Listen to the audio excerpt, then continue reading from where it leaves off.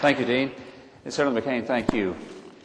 Ladies and gentlemen, tonight you're going to witness something that is extraordinarily unusual in politics, a civil discussion about some very complicated issues. And the reason I say that is because I really believe that Senator McCain and I will engage in a thoughtful discussion, not so much a debate, not where we're trying to see if we can sucker punch each other. I said that because I want to make sure he knows he's not to sucker punch me tonight. What we're going to have, though, is a thoughtful discussion on how do we fix some of the real issues and problems that we all know we have.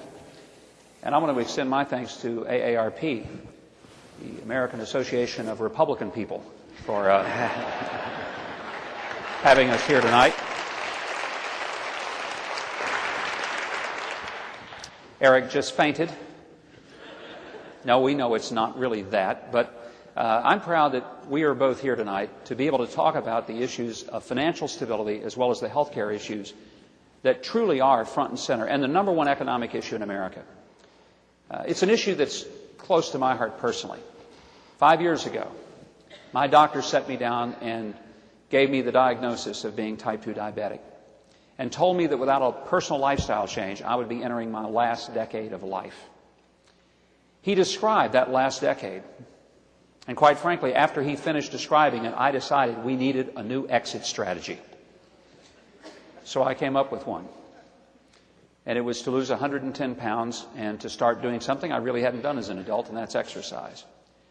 And that was 110 pounds in 4 marathons ago. And I learned something very important, not just about my own health, but about the health of my state and ultimately my nation. I hope that we'll be able, and I'm sure we will, to talk about some of the real challenges we face because, ladies and gentlemen, we don't have a health care crisis in America.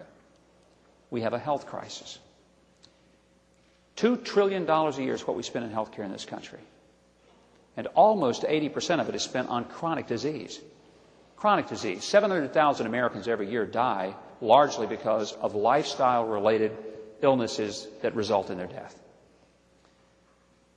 The real challenge for us is that the healthcare system is growing at a cost that's unsustainable. We're almost at the 17% of our gross domestic product that is being spent on healthcare, and that is more than anybody else on the earth. The next nation close to that is Switzerland at 10.5%. Now, if we spent 11%, which would still be more than anybody else on earth, opposed to the nearly 17, the savings in this country in 1 year is $700 billion. The fact is, when people say, how can we afford universal coverage? That's not the challenge. It's not universal coverage. It's universal health that has to be our goal. Everything else gets easy after we become a healthier country.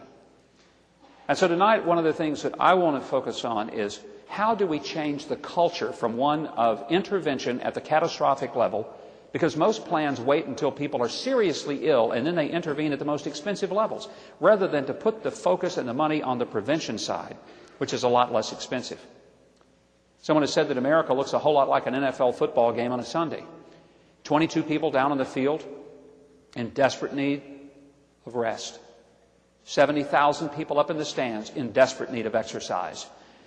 A great disproportionate disconnect between the health of our country and what it should be. And so the greatest challenge we face is creating something we don't have, and that is creating a healthcare system. We don't have that. We have a healthcare maze. A system involves affordability, access, and quality, and integrating each of those toward each other. We don't have that today. The challenge we're going to be discussing is how can we move this culture of ours, one that says that we'll pay for a quadruple bypass, but we won't pay for you to see a nutrition counselor or a trainer that might help you avoid the quadruple bypass.